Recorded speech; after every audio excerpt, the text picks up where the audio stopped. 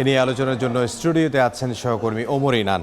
ইনান, আপনাকে স্বাগত জানাচ্ছে। ধন্যবাদ। আজকে তো 11তম দিন যুদ্ধের, এবং কেউ বলছে যে যুদ্ধ শেষ হয়ে যাবে, যুদ্ধ শেষ করতে চাচ্ছে, এবং আব্বাস আরাকচি তিনি বলছেন যে তিনি আলোচনা করতে রাজি নন, ইরান আলোচনা করতে রাজি নন, এবং ইরান ঠিক করবে আসলে যুদ্ধ আসলে যুদ্ধ থামবে, বন্ধ হবে না, শেষ হবে না, এটা চলবে, এ ধরনের আলোচনা যখন চলছে একই সময়ে কিন্তু যুদ্ধ আসলে চলছে এখন পর্যন্ত। কারণ আপনি জানেন যে গতকাল রাতও তেহরান সহ ইরানের বিভিন্ন শহরে ইসরায়েল এবং যুক্তরাষ্ট্র যৌথ বাহিনী তারা হামলা চালিয়েছে। ইরানও থেমে নেই, ইরানও কিন্তু আজও আসলে উপসাগরীয় দেশগুলো, বিশেষ করে বাহরাইন, সংযুক্ত আরব আমিরাতে তারাও হামলার চেষ্টা চালিয়েছে, যদিও সেগুলো ভূপাতিত করার দাবি করেছে পারস্য উপসাগরীয় দেশগুলো। এ নিয়ে আমাদের কাছে সবশেষ কিন্তু তথ্য আছে, আমরা সেগুলো একটু দেখে আসি। আমরা যদি দেখি যে আজকের 11তম দিনে ইরান ইসরায়েল সংঘাতে এখন পর্যন্ত ইসরায়েলে ইরানের ক্ষেপণাস্ত্র হামলা অব্যাহত রয়েছে।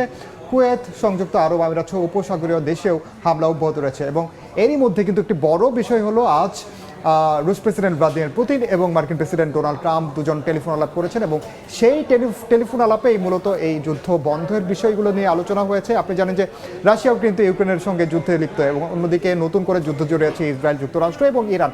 এই বিষয়গুলো মূলত দুই নেতা কথা বলেছেন, যে আসলে ট্রাম্প যেটি বলেছেন যে তিনি আসলে যুদ্ধ বন্ধের ব্যাপারে আগ্রহী, কিন্তু তার যেই দাবি দেওয়াগুলো সেগুলো কিন্তু তিনি পুতিনের কাছে বলেছিলেন, এবং একই সঙ্গে পুতিনও কিন্তু তার সুনির্দিষ্ট কিছু প্রস্তাব দিয়েছেন এই যুদ্ধ বন্ধের বিষয়ে, বিশেষ করে জ্বালানির যে দাম বেড়ে যাওয়া সেই বিষয়গুলো তিনি আলোকপাত করেছেন। তবে বিস্তারিতভাবে ক্রেমলিনের পক্ষ থেকে বলা হয়নি আসলে দুই নেতা কী ধরনের কথা বলেছেন, কী ধরনের প্রস্তাব দিয়েছেন এই যুদ্ধ বন্ধের জন্য।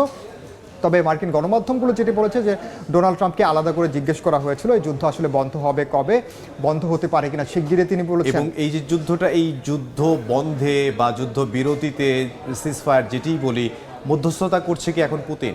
এই মুহূর্তে আসলে আমরা যদি সবশেষ যদি দেখি, এর আগে আমরা দেখেছি তুরস্ককে আসলে এগিয়ে আসতে দেখেছি, ওমানকে এগিয়ে আসতে দেখেছি, কিন্তু এখন পর্যন্ত পুতিনই কিন্তু যুদ্ধ বন্ধের জন্য সরাসরি মার্কিন নেতাকে আসলে বললেন যে যুদ্ধ বন্ধের জন্য। এবং সেই পরিপ্রেক্ষিতে আমি যদি বলি যে এখন পর্যন্ত বলা যায় মধ্যস্থতা করছে আসলে রুশ প্রেসিডেন্ট ভ্লাদিমির পুতিন। তবে এর মধ্যেও কিন্তু ইরান বলেছে আসলে তারা যুদ্ধ বন্ধ করবে কে, এটা আসলে মার্কিন প্রেসিডেন্ট ডোনাল্ড ট্রাম্প কিংবা যুক্তরাষ্ট্র নেবে না, এই সিদ্ধান্ত নেওয়ার একমাত্র অধিকার মনে করে এখন ইরান। কারণ বিশেষ করে এটি আইআরজিসি বলেছে, ইসলামী বিপ্লবী গার্ড বাহিনী। কারণ ইসলামী বিপ্লবী গার্ড বাহিনীর পক্ষ থেকে বলা হচ্ছে ইরানে এখন পর্যন্ত আসলে যেভাবে তারা ধ্বংসযজ্ঞ চালিয়েছে, বিশেষ করে যুক্তরাষ্ট্র এবং ইসরায়েল, তারাও কিন্তু পাল্টা প্রতিরোধ করতে চায়। বিশেষ করে হরমুজ প্রণালী নিয়েও কিন্তু তারা খুব সতর্ক অবস্থানে রয়েছে, আপনি জানেন। অর্থাৎ এই হরমুজ প্রণালীটা একটা গুরুত্বপূর্ণ বিষয়, যেহেতু এখানে 20% আসলে তেল এবং এলএনজি এখান দিয়ে আসলে এই রোড দিয়ে আসলে বিভিন্ন জায়গায় যায় বিশ্বের। সেই জন্য তেলের দাম কি কমলো কিনা, এবং হরমুজ প্রণালী যদি বন্ধ করে দেয় তাহলে 20 গুণ বেশি হামলা করবে যুক্তরাষ্ট্র। আসলে আপনি জানেন যে মার্কিন প্রেসিডেন্ট ডোনাল্ড ট্রাম্প বলেছে যে এই হরমুজ প্রণালী আসলে তারা নিয়ন্ত্রণে নিতে চায়। আপনি জানেন যে এই হরমুজ প্রণালী অত্যন্ত একটি গুরুত্বপূর্ণ একটি প্রণালী। আপনি যেটি বললেন যে 20 ভাগ তেল পরিবহন হয়, 20 ভাগ তেল পরিবহন হয় তো শুধুমাত্র আসলে এশিয়ার যে অঞ্চলগুলোতে রয়েছে, আবার এশিয়া থেকেও কিন্তু যুক্তরাষ্ট্র সেই জ্বালানি কিন্তু আমদানি করে। অর্থাৎ যুক্তরাষ্ট্র কোনো না কোনোভাবে এই জ্বালানির উপর কিন্তু নির্ভরশীল, যে কারণে আসলে প্রশ্ন উঠছে যে যুক্তরাষ্ট্র এই হরমুজ প্রণালীর নিয়ন্ত্রণ চায়, এটা আসলে মার্কিন প্রেসিডেন্ট আসলে সম্ভব কিনা সেই বিষয়ে নিশ্চয়ই আমরা আসবো। তবে জ্বালানির তেল নাকি কিছুটা কমেছে ট্রাম্পের এই ধরনের হুঁশিয়ারির পর, সে নিয়ে আমাদের হাতে একটি রিপোর্ট আছে, আমরা সেটি আগে দেখে আসি।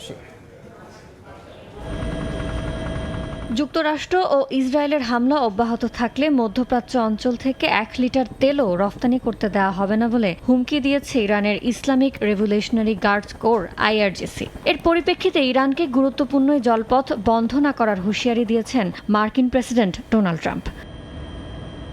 সামাজিক মাধ্যম ট্রুথ সোশ্যালে এক বার্তায় ট্রাম্প ইরানকে সতর্ক করে বলেন, যদি ইরান হরমুজ প্রণালী দিয়ে তেল পরিবহন বন্ধ করে দেওয়ার মতো পরিস্থিতি তৈরি করে তাহলে হামলার মাত্রা আরও 20 গুণ বেশি বাড়িয়ে দেবে যুক্তরাষ্ট্র। তবে এই হুমকির পরপরই মঙ্গলবার সকালে কমে যায় জ্বালানি তেলের দাম। ব্রেন্ট ক্রুডের দাম 6% কমে ব্যারেল প্রতি নামে $93। এর আগে মধ্যপ্রাচ্যের দীর্ঘস্থায়ী যুদ্ধ বৈশ্বিক জ্বালানি সরবরাহকে মারাত্মকভাবে ব্যাহত করতে পারে এমন শঙ্কায় সোমবার ব্যারেল প্রতি দাম প্রায় $120 উঠে যায়। দাম কমলেও যুদ্ধ শুরুর আগের তুলনায় এখনও অপরিশোধিত তেলের দাম 20% বেশি রয়েছে। ইয়ানুর শিফাত, সময় সংবাদ। এবার যেমনটা বলা হচ্ছে যে আসলে হরমুজ প্রণালী যদি বন্ধ করে দেওয়া হয়, আসলে ইরান কিন্তু এখন পর্যন্ত হরমুজ প্রণালী বন্ধ করেনি। ইরান যেটি বলেছে যে যুক্তরাষ্ট্র এবং ইসরায়েলের পতাকাবাহী কোনো তেলের ট্যাঙ্কার যদি এই হরমুজ প্রণালী পারাপারের চেষ্টা করে তবে সেটিকে লক্ষ্যবস্তু করা হবে। এছাড়া অন্য যে দেশগুলো রয়েছে, বিশেষ করে এই অঞ্চলের জন্য যে তেল পরিবহন করে যেই জাহাজগুলো, সেগুলোর ক্ষেত্রে কিন্তু কোনো ধরনের এখন পর্যন্ত বিধিনিষেধ দেওয়া হয়নি। তবে যুদ্ধ শুরুর পরপরই আপাতত সাময়িকভাবে সেই প্রণালীটি পার হওয়ার ক্ষেত্রে কিছু বিধিনিষেধ জারি করা হয়েছিল, কারণ সুরক্ষার খাতিরে। কিন্তু আর যেহেতু যুদ্ধ পরিস্থিতি চলছে, সেহেতু অন্যান্য যে জাহাজগুলো রয়েছে সেগুলো আসলে পারাপার হতে যেহেতু তাদের উপর সাবধানতা অবলম্বন করতে তাদের হয়। সাবধানতা অবলম্বন করতে হয়। এ নিয়ে আমাদের হাতে কিছু তথ্য আছে, সেগুলো আমরা একটু দেখে আসি। আসলে যে এই যে সংঘাতের যে কারণে তেলের বাজারে যে অস্থিরতা, আপনি জানেন যে যদি ট্রাম্প যেটি বলেছেন হরমুজ প্রণালী বন্ধ করলে 20 গুণ ভয়াবহ হামলার হুঁশিয়ারি দিয়েছেন, এবং জ্বালানি নিয়ে ইউরোপ সহ আপনি জানেন দেশে দেশে অস্থিরতা এখনও আছে। যদিও ট্রাম্পের হুঁশিয়ারির পর $90 কাছাকাছি কিছু ব্যারেল প্রতি আসলে এসেছে। আপনি জানেন এরা কিন্তু $113 কিন্তু পার হয়ে গিয়েছিল, যেটি ধারণা করা হচ্ছিল যে এই যুদ্ধ পরিস্থিতি চলতে থাকলে $150 আসলে পৌঁছাতে পারে প্রতি ব্যারেল। জ্বালানির রপ্তানিতে হাঙ্গেরির নিষেধাজ্ঞা, আপনি জানেন যে হাঙ্গেরি তারাও কিন্তু নিজেদের যে মজুত আছে সেখান থেকে বিভিন্ন দেশে তারা রপ্তানি করে থাকে। সেই রপ্তানিতেও আসলে তারা নিষেধাজ্ঞা দিয়েছে জ্বালানি সংকট এড়ানোর জন্য, কারণ যে বর্তমান যে পরিস্থিতি আসলে চলছে। এছাড়া মিশরে কিন্তু তেলের দাম 30% মধ্যে বেড়েছে, অর্থাৎ কোনো কোনো জায়গায় কমলেও অনেক জায়গায় কিন্তু আসলে বেড়েছে। আপনি জানেন যে জ্বালানির উপরেই কিন্তু পুরো বিশ্ব এখন পর্যন্ত নির্ভরশীল। তবে আরেকটি যে গুরুত্বপূর্ণ বিষয় আসলে এখন পর্যন্ত হরমুজ প্রণালী নিয়ে যদি আমরা বলি, যে ট্রাম্প বলেছেন যে হরমুজ প্রণালীর নিয়ন্ত্রণ নিতে চায় যুক্তরাষ্ট্র, কিন্তু আপনি জানেন যে শুরুর দিকে মার্কিন প্রেসিডেন্ট ডোনাল্ড ট্রাম্প আমি যদি বলি যেই ইস্যু ধরে তিনি আসলে যুদ্ধটা শুরু করলেন, প্রথমত তিনি বলেছিলেন যে রেজিম চেঞ্জ করতে চান, অর্থাৎ শাসক গোষ্ঠী পরিবর্তন করতে চান। এই বিষয়ে মার্কিন প্রেসিডেন্ট ডোনাল্ড ট্রাম্পকে আজকে মার্কিন সাংবাদিকরা প্রশ্ন করেছিলেন তার আসলে এই যুদ্ধের লক্ষ্য কী। তিনি তো আসলে তখন এক এক সময় এক এক উত্তর দিয়েছেন। তিনি আসলে সুনির্দিষ্টভাবে কিছুই বলতে পারেননি যে ইরানের বিষয়ে আসলে তাদের লক্ষ্যটা কী। যখন বলা হয়েছে যুদ্ধকে এই সপ্তাহে শেষ হবে, তিনি বলেছেন না, এই সপ্তাহে শেষ হবে না, তবে শিগগিরই শেষ হবে। তিনি আরও বলেছেন তখন যে ইরানকে এমন এক পর্যায়ে তিনি নিয়ে যেতে চান, ইরান যেন আর কখনোই অস্ত্র উৎপাদন করতে না পারে, অর্থাৎ যুক্তরাষ্ট্র এবং ইসরায়েলকে আসলে করছে কিনা আমরা সেটি কিন্তু জানি না, সেটি প্রমাণিত হয়নি। ইরাকেও যে অভিযোগে হামলা করা হয়েছে, আফগানিস্তানে যে অভিযোগে হামলা করা হয়েছে, এবং ইরাকে যে অভিযোগে হামলা করা হয়েছে যে পারমাণবিক অস্ত্র তারা উৎপাদন করছে, সেটির কিন্তু কোনো প্রমাণ হয়নি।